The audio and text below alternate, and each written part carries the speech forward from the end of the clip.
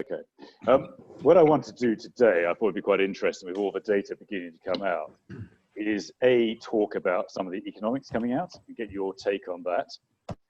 Talk about whether or not we are getting too pessimistic, or do we think it's all very realistic what's happening? And actually then talk about tone of voice. Because I think at the moment, with all that's going on, tone of voice from companies to market will be particularly important, particularly with the redundancies that are obviously going to be happening during June. But also how we actually start making sure that actually the right tone of voice that allows us to recover and rebuild in the right way.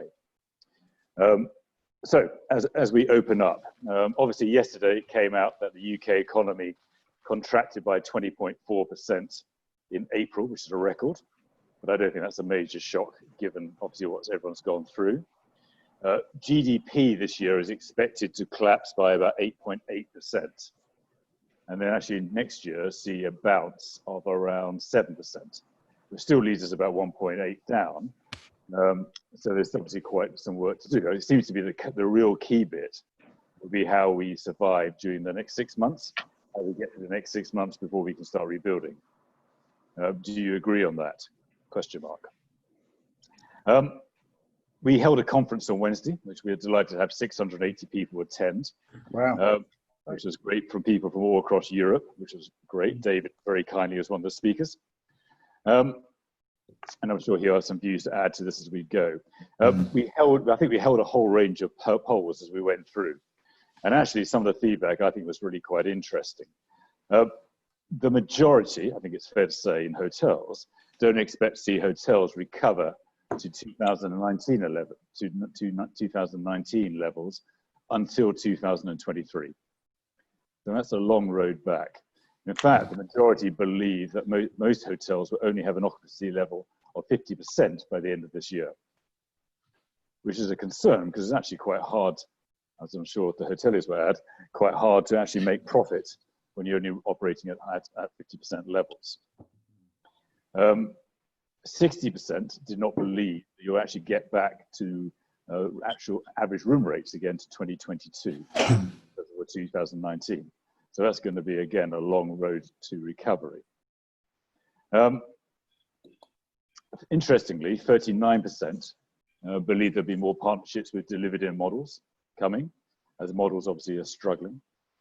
As I'm sure David will talk about, is the restaurant sector and the high street sector is going to have to go through a whole period of change. There's going to be a lot of losses. We're going to see many companies fail and lose. And that's the really concern. So how do we actually make sure we can rebuild from there? Fast food, as you would expect, will seem to be the food restaurant style that's most likely to recover quickly.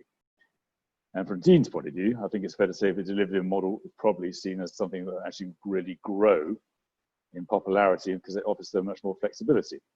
Are we going to see models change and have more alliances grow? Question mark.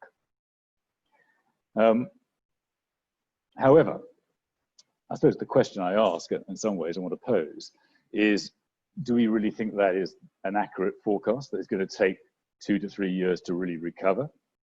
Do we think we're getting too negative at the moment, I ask? I understand why, but actually in Europe, and I'm sure Andy will have some words on this one, you're seeing better bounces. It was only 2 days ago, the first 3 countries out of lockdown, which were Denmark, Austria, and Czech Republic, between them only had 100 cases, new cases. So they seem to be bouncing and recovering at a faster rate than most forecasts. So is it also possible that we can actually see recovery quicker than is being forecast? Or is it the damage has been done so much now, it's going to take that long to rebuild? And if that is the case, how do we actually make sure that we actually get the right language in place? Because I think, particularly for young people coming through, this is a time of vulnerability and real concern. And it's really important that we get the right language and tone of language to make sure they see a future as well, and that we're nurturing it through. So there's quite a lot of questions in there to pose. Maybe, as I know, Paul, you're only in here for half an hour. Can I ask you to give you your views on this? You're on mute, Paul.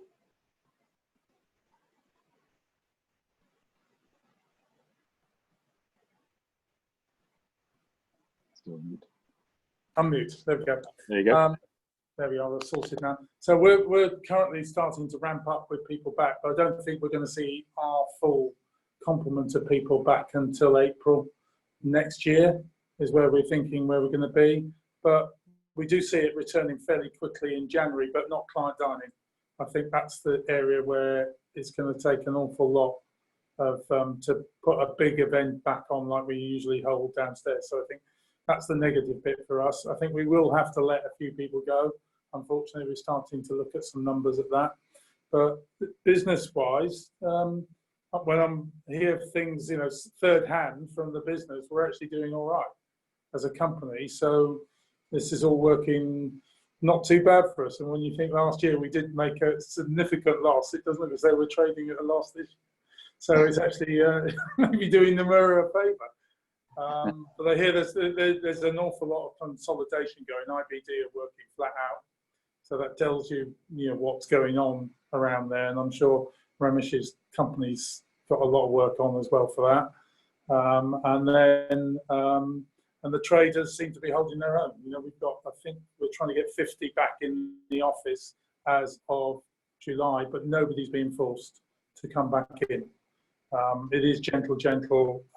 They're being offered if they want to take a car, or we'll find them parking space in central London for them to drive into.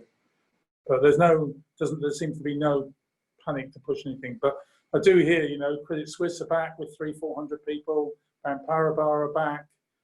Goldman Sachs have got their staff restaurant open again, but they're splitting the teams into, they've kept everybody and splitting the teams, one not in work and one off, one not on week by week, which seems to be what a lot of people are doing. But I can't see ours picking up because our tenants are even slower at coming back and what they want to do, or not even coming back at all. So Man Group appears to be very low numbers. Do you feel more optimistic than you did a couple of weeks ago? Yeah, I think I do, because, you know, some of these forums that you know, and what you're hearing from abroad, you know, they seem to be doing okay. I think the costly, expensive restaurants where there is a very small margin are going to find themselves, you know, they're being found out now. But, you know, lots of the small restaurants, when I'm down in Gosport, they're all looking to open, but they're all mama and papa businesses, and probably, you know, never went and bought that piece of equipment or till system unless there was cash in the till. So hopefully those companies will, the smaller ones will survive, and some of these big ones are, you know, where they borrowed or been sold 3 times, you know, with private equity, are going to be found out seriously this time around. Yeah.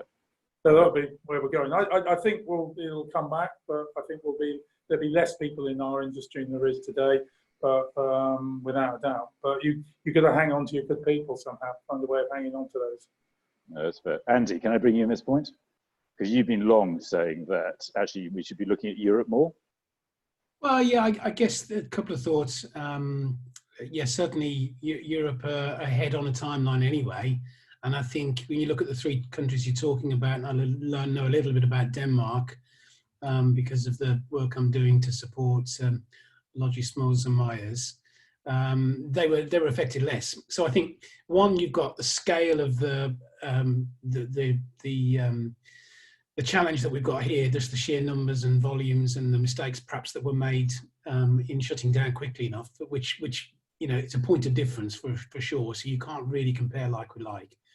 But I think the two key things are, one, more immediately, the 2 meters to 1 meter change will be the biggest driver for anything that happens here. And secondly, you know, obviously, as I said before, the timing of a vaccine. So, you know, those are the 2 big changes, I think, that will impact how the business response here will be. And obviously in some of the countries, in most countries, it looks like the move to the social distancing to 1 meter has made the substantial difference between businesses able to somehow make a living enough to survive or go under. And I can't believe we're more than a few weeks at most, perhaps even days away from that change to 1 meter here. Because on balance of risk, the economy just won't survive continued 2 meters. And unfortunately, and not all of this is said, you know, obviously acknowledging the horrible trauma of the impact that the virus has had, but it has obviously had it on a sector of society, not across the broad sweep. So perhaps as perspectives and learnings change, they can make that adjustment on social distancing quicker. And then we might see something more like what's happening in Europe. The business I'm supporting is talking about their client buildings being at virtual between 60 and 80% occupancy now, and likewise in the catering facilities there of different types, similar kind of occupancy, just with the sensible.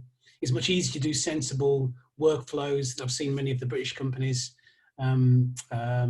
publicising as well. It's much easier to do that when you're only going to keep a metre difference rather than two. So and I think then you've got the how quickly can the vaccine impact, and if it's early part of next year available, and I think the world changes again. But I think it's understandable. I'm not belittling our fear, because people are losing family members, and it's been a terrible thing. But I think in our obedience to the rules, we've sometimes missed the reality of what it takes to catch the disease. Following the rules doesn't keep you safe. Doing the sensible thing that reduces your risk around distancing has helped. And now, fortunately, it looks to me like they can make that change, because there are so few people who have actually got the disease. I mean, if 400,000 people have got the disease, and you have some form of social distancing, and people have learned how to do that, it should become easier. That's my thoughts. Thanks, Andy. David, can I bring you in? David Reed, can I bring you in this point? Yeah. Your view on the next year?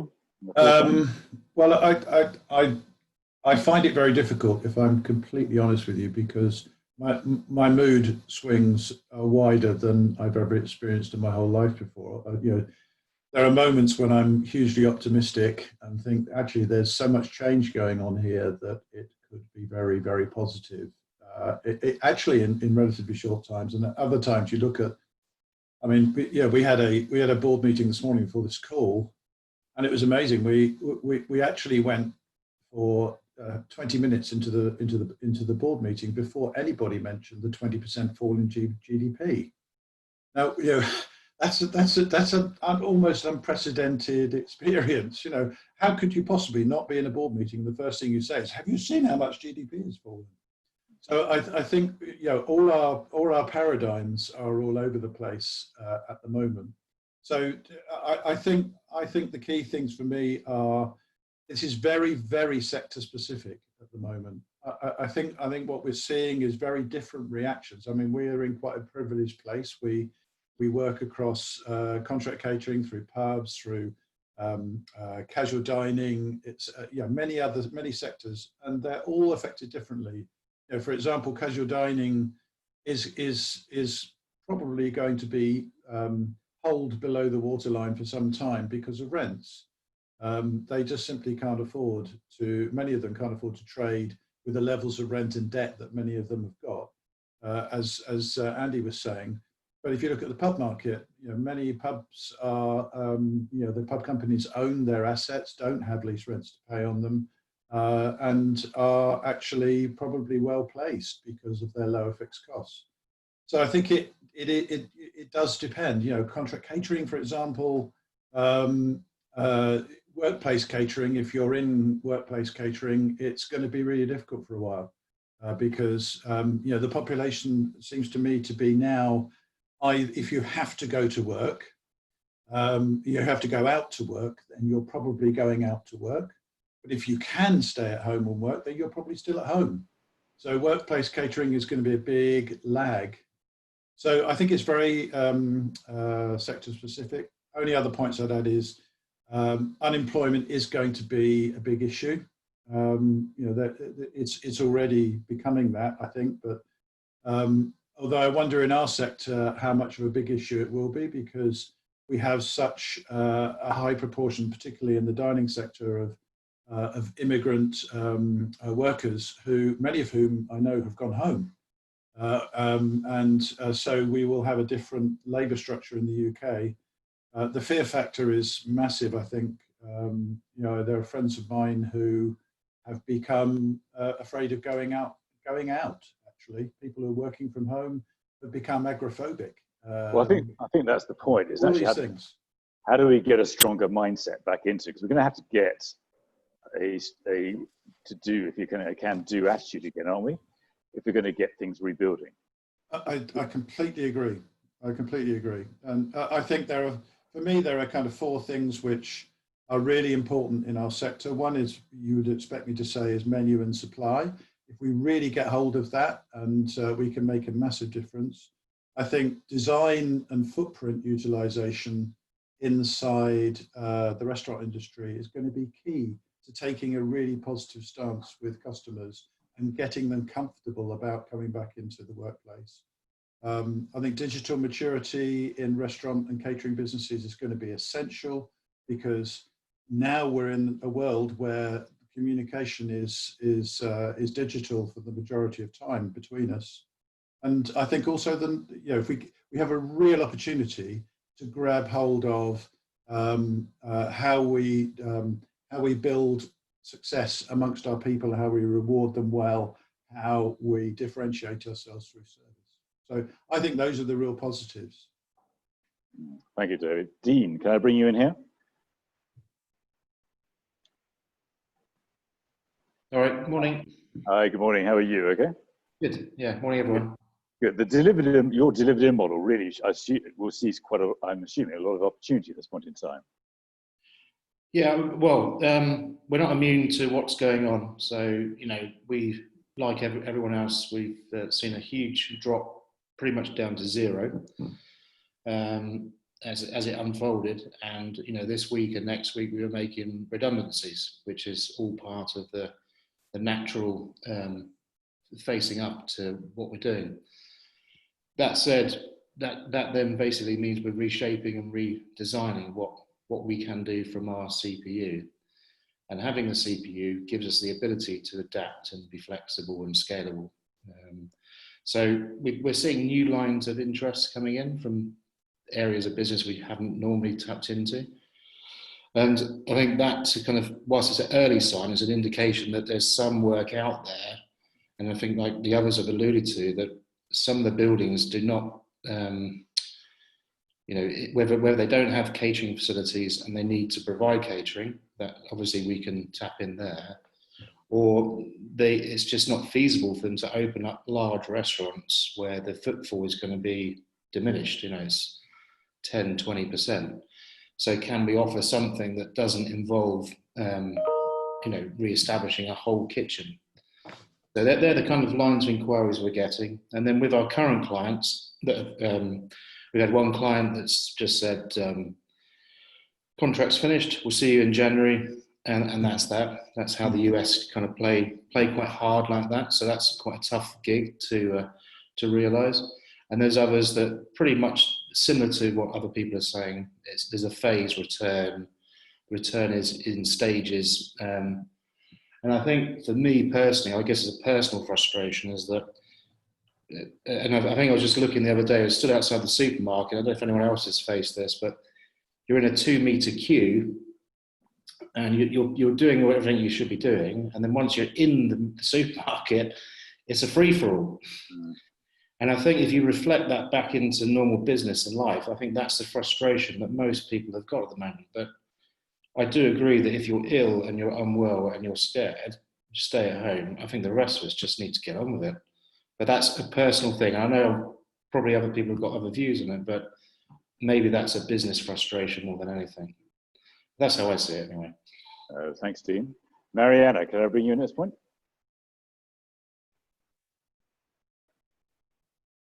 Hi. Can you hear me? Yes. I can now. Hi. Yep. Hi. So you were obviously nodding along there, agreeing with Dean. Do you think social distancing will collapse and change as we get people come back? I just think people are alert much more than they were when the crisis began. But it's really hard to do the genuine socializing and being within certain spaces and kind of constantly being alert and watch out. It almost becomes a little paranoid. So I think many people will just lose it at some point. It's same scary. I agree with what was said. But just going back to the positive ideas that have been emerging. I've recently coached a couple of fine dining chefs, and both of them are just sort of brainstorming how to make it happen, how to keep going, opening new sectors. So this is where the creativity and innovation comes in. Yes, now that we know the numbers of deaths are down, we're kind of just, you know, there's a floating articles about, oh, beware, second wave is coming. So that makes a lot of businesses very reluctant to even invest into the reopening, obviously. But these chefs they're brainstorming. They've already applied for permits to be serving in the parks. They're looking into outdoor spaces. The restaurants use spaces in front of their kind of storefront, and even where the permits were unimaginable or not permitted before, they are actually applying and pushing the governments and the legislation to give them the permits, because everyone's kind of clear on the fact that outdoor spaces will be safer than indoor, from the information we're getting. So I think the brainstorming is happening. There is a fear of failure, obviously, and there's a feel of uncertainty that's not going away. But at the same time, everyone wants to remain being that presence in the community, deliver what their purpose was and still is, even if they have to do certain tweaks. I do think there's a lot of positive mindset, as long as you kind of not keep going back to what it was before, but start seeing these new options, coming up with the new possibilities. A lot of chefs are on furlough or were completely made redundant, and they're not kind of dwelling on why did that happen, what happened, how do I go back. They're just going to move forward. They're just focusing on moving forward. How do I make it happen? What's under my control? And that's been positive to see for me, personally, seeing that. Just one of the articles that I've mentioned to one of the operators recently was the article that Raymond shared on LinkedIn about US restaurants charging the little upcharge surcharge, kind of COVID surcharge. So specifically this one added $1 extra for Corona beer, even though it comes, you know, to £7 per beer. But if you make it optional, there's solidarity that's going to replace all this fear. There's the power of community is going to come together. No matter how much I have on my saving account and how I've been suffering in terms of income, I am going to buy that beer, or I am going to buy that, whichever product they choose, that they add this upcharge, because I want to support the staff that's been waiting to work, the owners that have been making the efforts to reopen, actually, rather than those that just kind of gave up. And I understand those as well. Jill, a lot of this will obviously resonate with you, because you're a great believer that people are going to adapt how they think and act in a world of uncertainty. Yeah, I was laughing, Mariana, because it reminded me that yesterday I drove 25 minutes to get a cafe latte, which is ridiculous behavior, and yet there's something. You felt good. It gave me my sense of freedom back, and I wonder if there's something about that brands who start to think about experience and really tapping into what matters and what it means to be free and have choice, if there's something in that. I think the other thing that I'm noticing on this call that I'm finding interesting is that I think that our own personal worldview has a big bearing as to how we are reacting to this. So, and I see a real divide, and a very worrying divide, kind of in our kind of social lives and globally in politics too,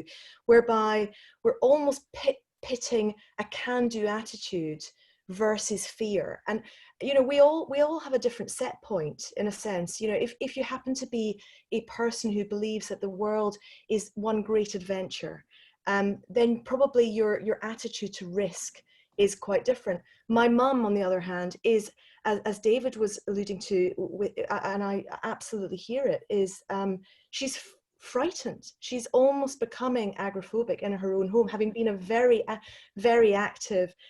And I feel that, in a sense, what I want to see more, and I think leadership plays a big role in this, is not making the can-do attitudes the winners or the fearful the winners, but actually be providing safe spaces to sit in the question together, and knowing that neither one of us is right, that both of us gets to be right, in a sense.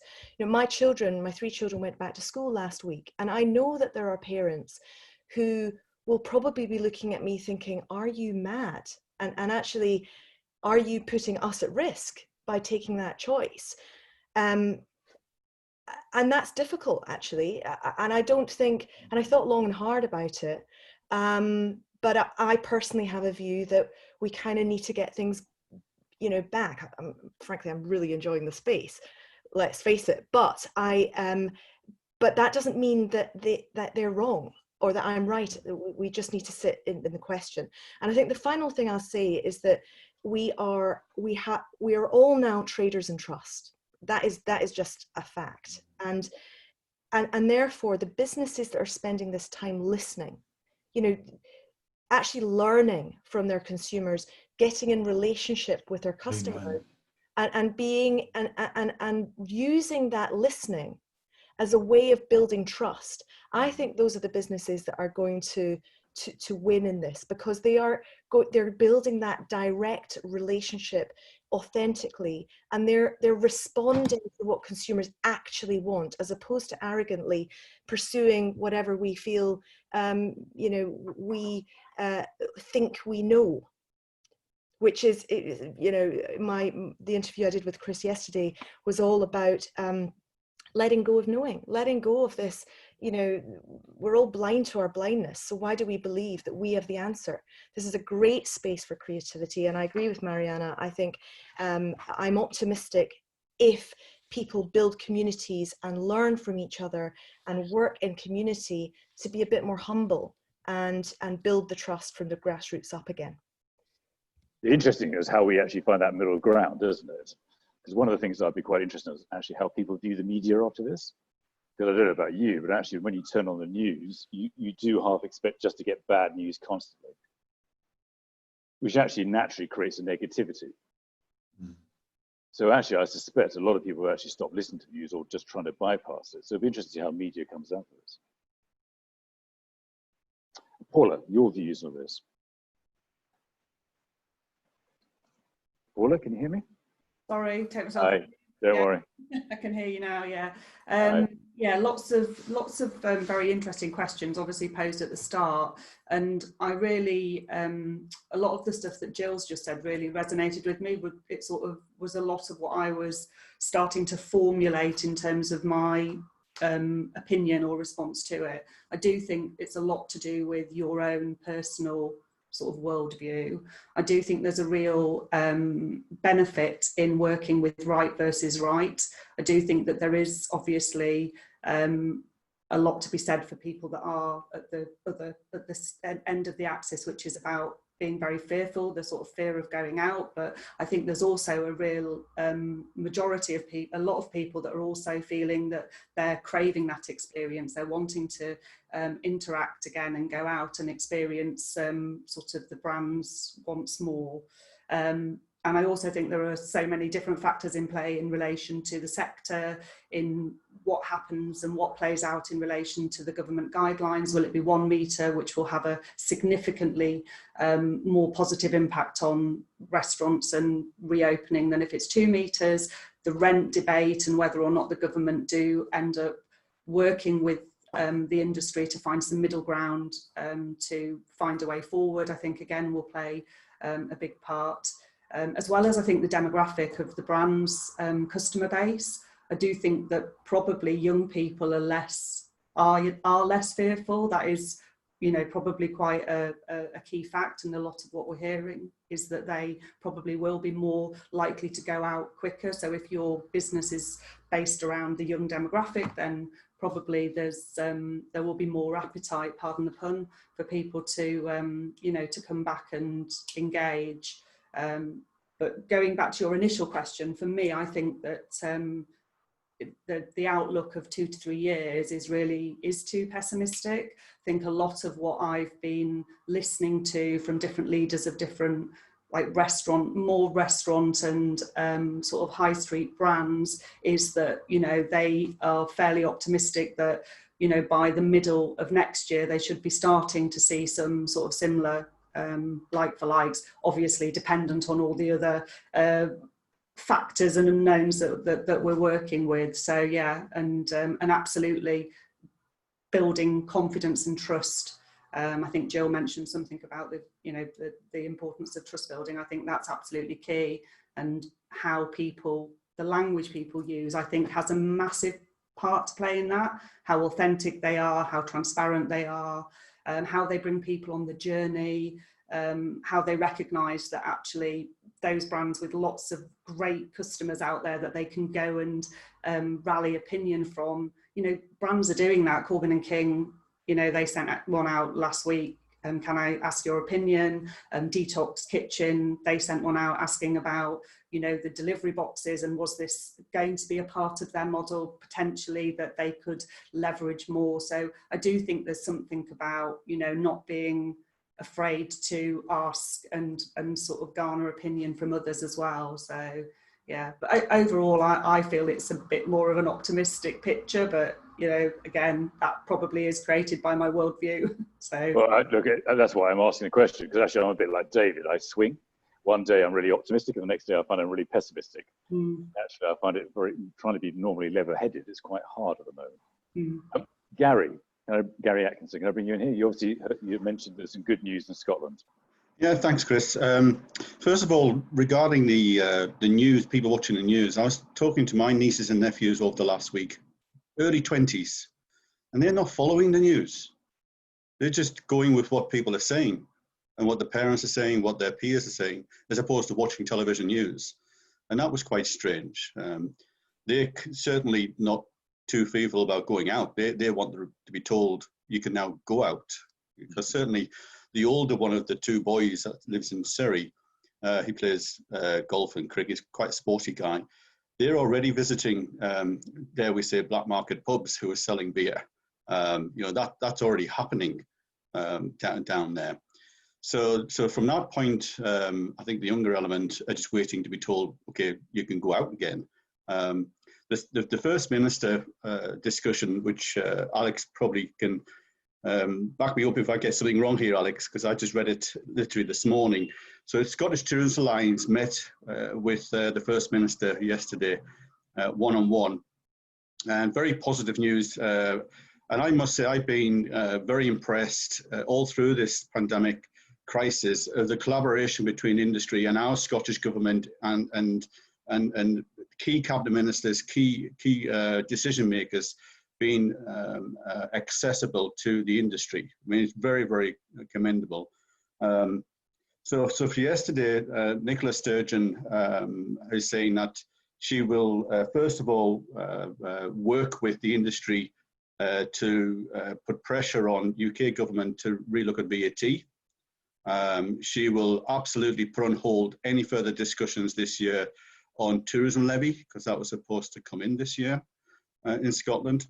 The message on 2 metre distancing, she hears the industry, but the biggest concern is the return of the virus if she gets it wrong, and what that would do, as in how that would further impact the business economy. So she's very cautious about reducing that down to anything 1 metre or 1.5 metres. And if it does go down to 1 metre, there will be a very much more stringent approach on face coverings to try and counteract the distance. I agree with Dean. I mean, the frustration of maintaining your 2 metres and you're seeing so many other people just don't. It is very, very frustrating. But we also see that up here outside. You know, when you're going for your walk or your exercise, runners and cyclists don't abide by the 2 metre rule when they come past you. They're on their direct route and they will come through you rather than deviate away. The other main thing that I wrote down from Nicola Sturgeon, she finished off by saying that, you know, we will do anything what we need to do to make this horrendous situation better for you will certainly not be worsening it for you. So there's a big push. She's also recognized that local communities are in that mixed feeling. Do we want tourism back? Do we not want tourism back at the moment? She recognizes that government have to do more to give that confidence that it's safe for people to come and visit the areas. At the moment, she's saying the actions that they're taking, and certainly we were in a meeting or discussion with Jamie Hepburn, another minister, earlier last week, and he was saying that there is a feeling, because of the actions the Scottish government's taken with a delay from what UK government's been doing, that these different exercises and it gives the public the confidence that when the government say, right, it's now safe to go out, they feel the public will have more confidence to go out than maybe, you know, the pessimistic view that we have that people won't go out. So it's a very, very positive statement, and obviously well done to Mark, the chief exec, and Stephen from Crieff Hydro, who's the chair. And as you know, as we've already started, the numbers of redundancies coming out are pretty scary, and certainly that's hitting the market, hitting the marketing up here very hard, because obviously tourism is so dominated up here. We know when you're hearing numbers of 1,400 at McDonald's, Crieff Hydro, 240 for a single business. It is pretty worrying, and it's how we actually come back to convince the younger element to continue their ambition to come into our industry when there's so much negativity out there. So it was pleasing for me to hear the messages from Nicola Sturgeon are positive, and she is trying to get the economy open. She certainly realises tourism is an important part, and that has to be a positive. I think the big message that we as an industry have to be saying to the likes of Mark and UK Hospitality is, don't take your foot off the pedal, keep the pressure on the government and keep that collaboration going, which is very good. Thank you, Gary. Alex, do you agree on this? I do, but I've got a large amount of background domestic noise going on, so let me shut the door.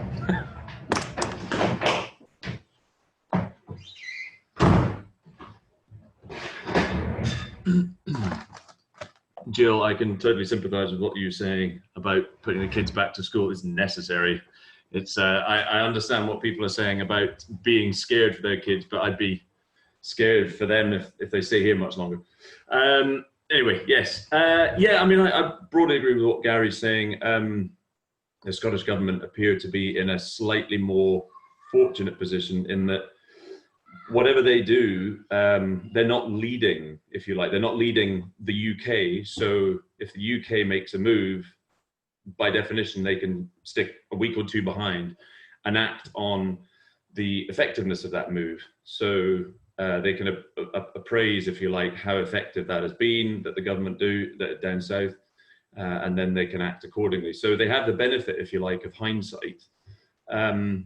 They are concerned for the tourism industry, of course. I'd be quite interested to find out from Mr. Leckie himself, who's the chair of STA, to find out what he feels they're actually doing for his business individually, because he's been lobbying the government along with Mark Crottle and the rest of the organisations to make the changes and to prioritise tourism and hospitality. But at the same time, he's facing these huge redundancies within his business. And it'd be really interesting to find out what his specific viewpoint is about how effective the Scottish Government are being. So they're being positive now, but at the same time, they're holding back quite a bit. And because nobody's been in this position before, so it's difficult for any of them to make the first move. I would hesitate to say that they are being entirely positive, because there are a few stories out there of restaurant groups and chef collaborations who put letters to them and not had any proper meaningful replies. So yeah, I mean, it's a huge responsibility for them. It's I think the second most lucrative sector for them after financial services in Scotland. So they need to protect it. But I guess they're just going to have to, well, time will tell how effective their measures are going to be. Oh, thank you. Now, you came up with some research the other day, which I thought was a bit of a moment of humour yesterday from Scotland about what people want to do as they come out of lockdown.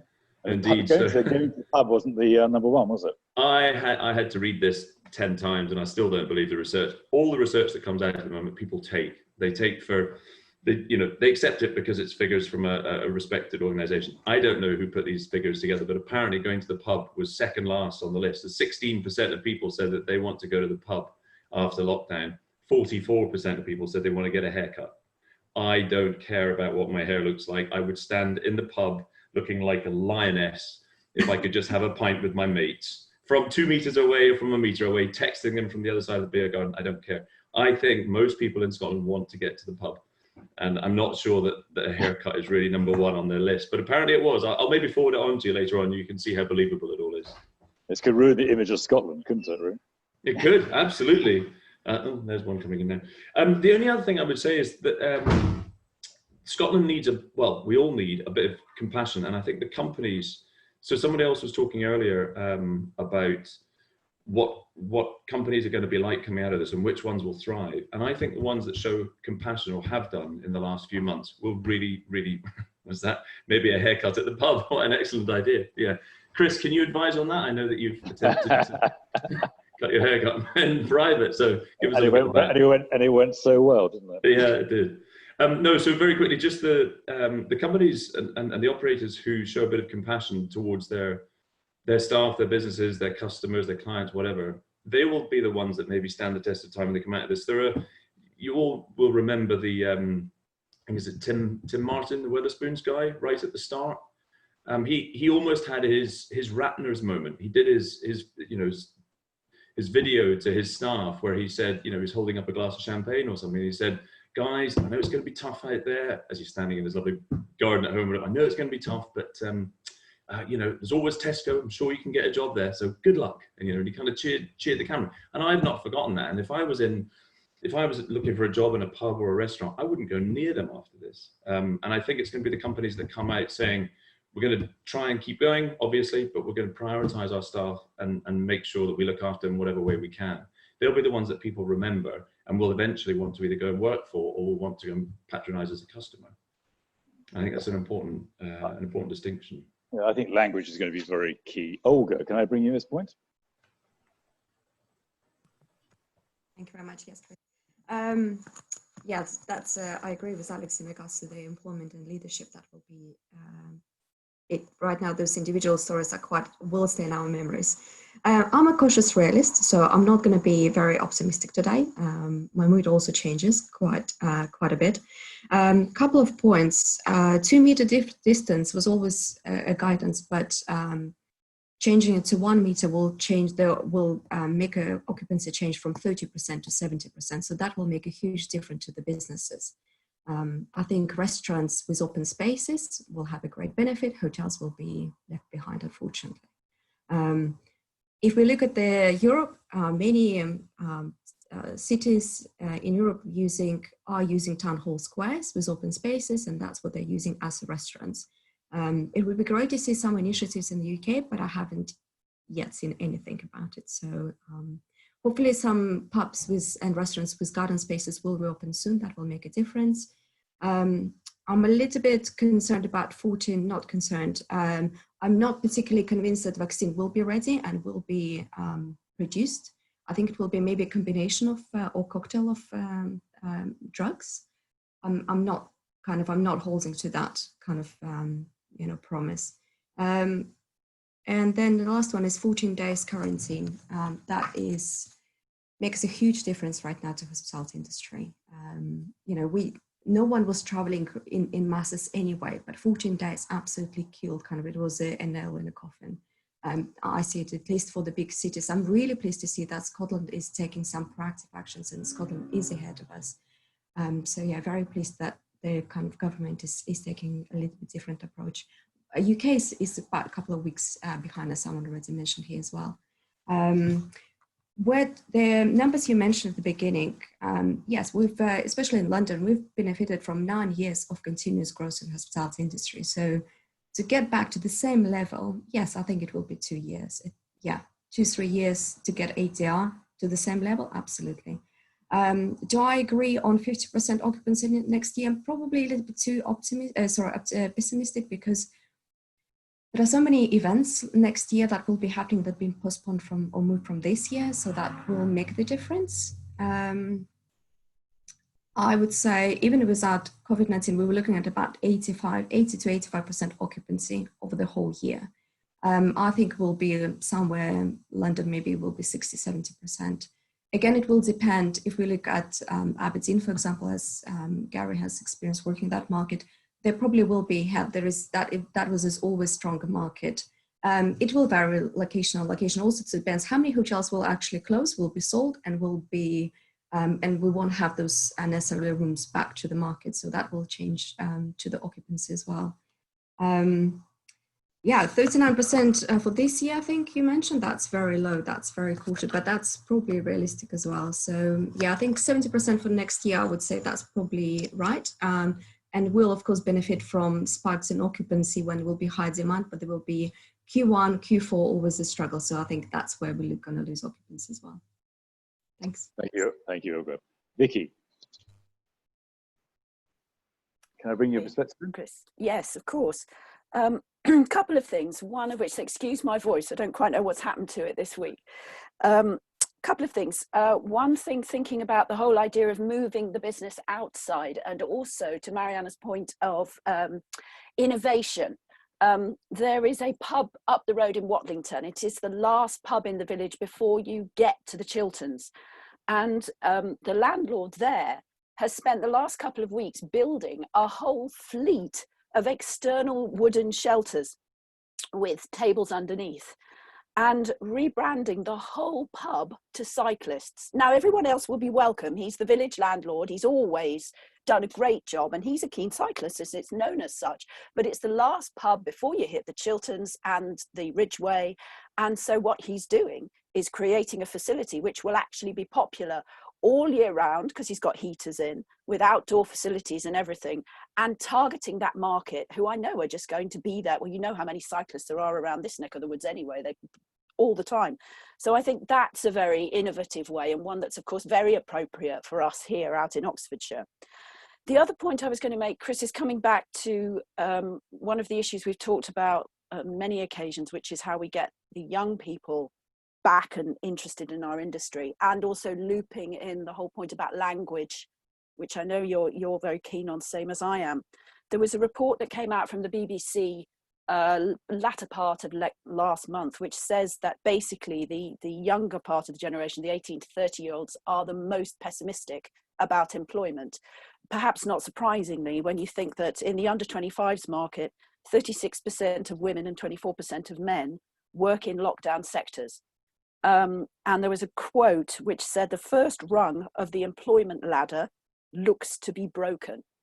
And that's thinking about those who are younger, those with lower skills, those with lower qualifications, who of course naturally will be coming to work in industries like ours, where there will be delays to get back to 100%. But those people are willing to work, they want to work, they're not frightened to go out and work, but they are genuinely worried that they will not find work.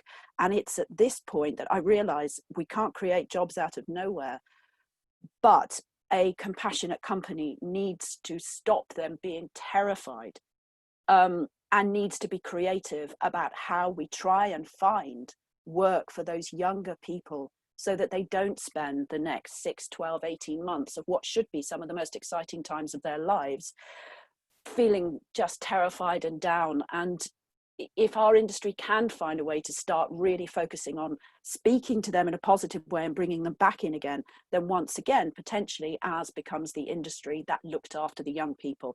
It may not be possible. I know there are going to be some horrific redundancies coming, but we need to be mindful about how we communicate, particularly thinking about how very frightened those younger people are.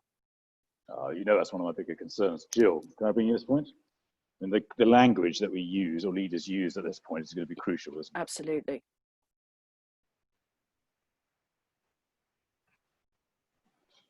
You're still on mute. Yeah, apologies. Sorry. Yeah, I was actually just responding to a comment from Alex in the chat. This little story is told about standing outside a hotel and being roasting hot, in the hotel group coming out with some ice cold Prosecco. And I was responding because it feels to me that I think storytelling will become a really great brand tool during this time, and actually sharing those anecdotes, sharing in a world where, and I totally understand young people not wanting to switch on the news because it's dire. I mean, it's actually not very enjoyable to watch. I don't know what these what are the journalists, why are they not going out and finding the great stories? It's not what I want to hear right now. And yet Alex sharing that little story brings a little bit of joy to my heart. So I think, you know, building on what you said, Vicky, I think language through storytelling and you know, we all connect to story. It's something that has been around since the caveman days. And there's so many ways of sharing stories. And they work so much better than facts. And of course, facts and science at the moment is we don't have as much trust in a sense. You know, every time I see the politicians coming out with a new little whizzy graph or you know, some sort of little you know, infographic, I go, really, can I really trust this? Whereas a story speaks 1,000 words. So I think finding the language to be able to tell authentic stories that touch people's hearts, I think that's probably going to be key. No, I think that's true. Bill, can I bring in this point? Obviously, you've been doing a photo shoot this morning. Yeah. Sorry. Well, to be honest, I've just got a few comments. A big mix across the whole way. One was the thing that Boris Johnson was on about the apprentices, retraining people.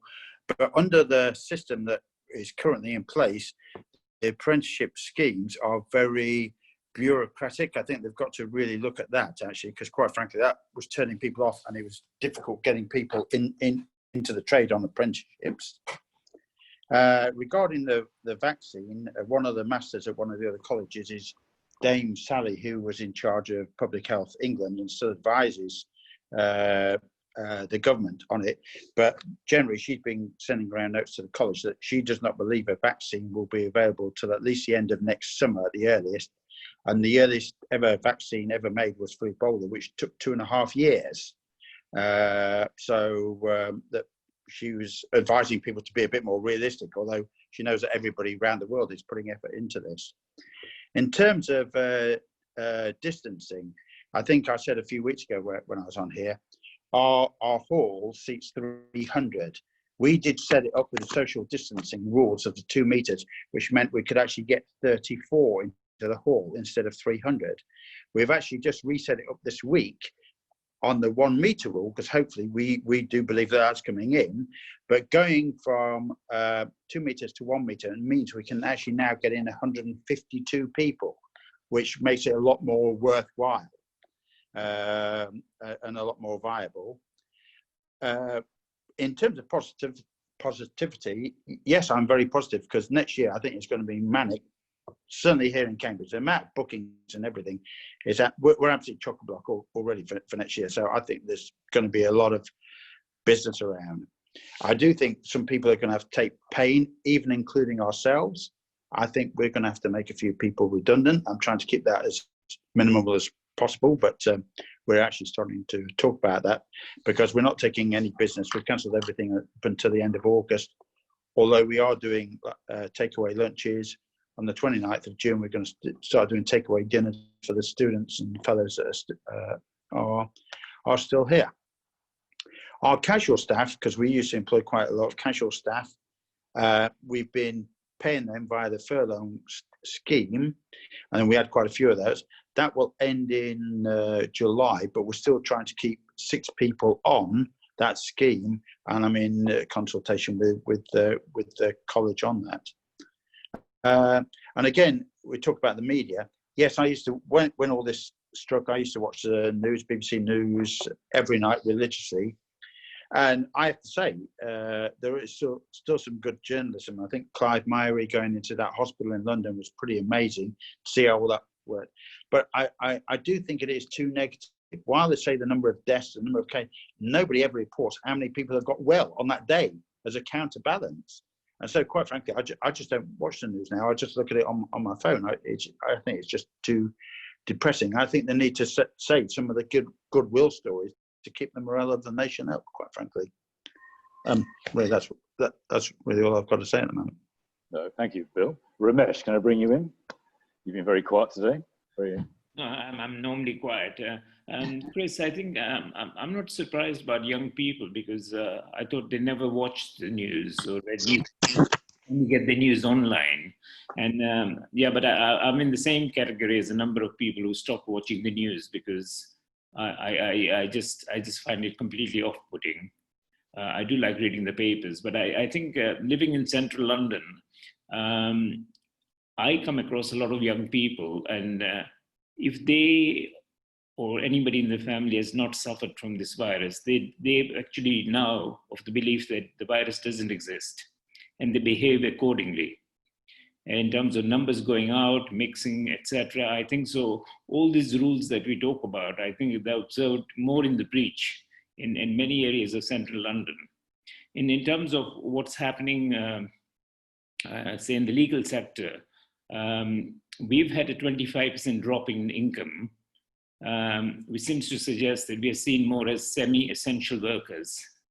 But I think going forward, and a lot of firms, even the biggest firms, have started making redundancies because they don't want to appear to be seen to be disingenuous in terms of leaving it till August and then doing it when the government furlough scheme stops. But I think in terms of high street law firms, I think a number of them, unless they decide to consolidate, are going to be decimated. And I'm with people who also say that I think a vaccine is not really the answer. I think the real answer is testing. Unless we test people and give them that confidence, and I think people of my age group, I think we feel lucky in that we've been there, we've seen everything, we've traveled everywhere, we're happy to wait. And in terms of supporting, it's not actually going out to the brand, but saying maybe I don't mind paying a little extra and supporting some of the local businesses, because I would love to see them sort of survive and thrive. So I remain very positive. I don't know. I mean, that's maybe just my makeup. Thank you. Conscious of time, I just want to thank everyone today. It does seem that it's going to be the next 6 months, which is particularly going to be the real hard piece, I think it's fair to say. And 2021, the general feel seems to be that we will see a recovery in stage. But there's undoubtedly, it's going to be a long road out. I do think tone of voice is going to be absolutely vital. We've got to get that right, because for young ones, particularly if we feel vulnerable, we need to retain them as we rebuild. But we'll carry on this conversation. As we go forward, we're going to start bringing some European operators in as well on a weekly basis to come and give their experiences as well. Because I do think there are different lessons we can learn from Europe and actually different observations as well. So we thought that would be quite a nice, interesting take as we move forward. So thank you. Thank you for your time. Have a great weekend. And I look forward to seeing you again next week. Take care. Bye-bye. Friday, same time. Have a good weekend.